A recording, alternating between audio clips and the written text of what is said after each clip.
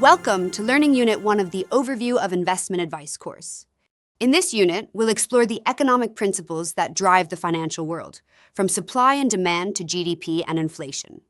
These concepts aren't just theory, they're the why behind the advice you'll give clients every day.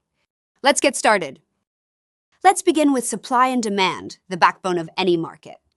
The law of demand says that when prices go up, people buy less.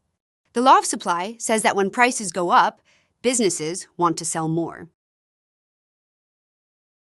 Think of petrol. If the price rises, drivers use less or carpool. That's demand falling. On the flip side, oil companies increase production to profit. That's supply rising. The market finds a balance point called equilibrium, where supply meets demand at a stable price. Why it matters? As an advisor, understanding this helps you explain why investment prices rise or fall and anticipate market movements. When the market isn't at equilibrium, imbalances happen.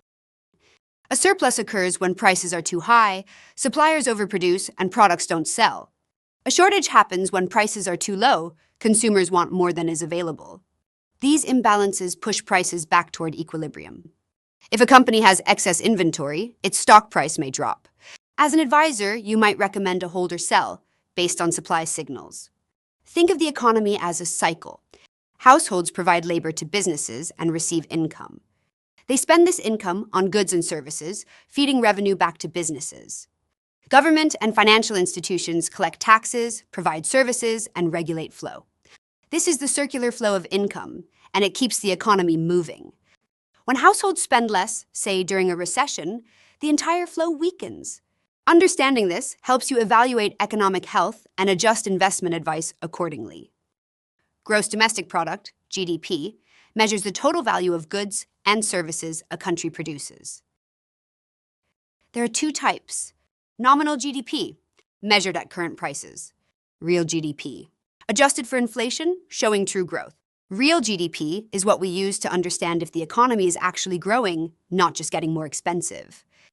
If inflation is 5% but GDP grew 4%, the economy actually contracted in real terms. That insight is vital when advising on investments. Let's unpack three key terms: inflation, disinflation, deflation. Inflation, a general increase in prices over time. Disinflation, prices are still rising, but more slowly. Deflation, prices are falling, which can lead to lower profits and job losses. A healthy level of inflation encourages spending and growth, but too much or too little can be harmful. Why it matters in advice. Inflation affects interest rates, bond prices, and purchasing power. You must plan for it when recommending long-term savings or retirement products. Business cycle. The economy moves in cycles. These are the four phases. Expansion.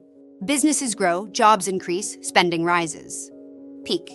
Growth reaches its highest point. Contraction. Spending slows, unemployment rises. Trough. The lowest point, followed by recovery. This is the business cycle, and every investment behaves differently depending on where we are. In a recession, contraction, clients may prefer low-risk, income-generating investments like bonds. During expansion, stocks become more attractive. Why these concepts matter? Why should you care about GDP, inflation, or supply and demand? Because these are the forces that move markets. They affect what products are in demand, how much they cost, which investments perform well, and most importantly, how you advise your clients.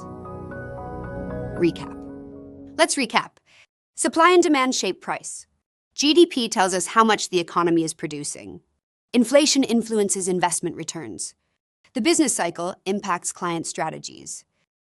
You now have the tools to understand what's happening in the economy and explain it to your clients.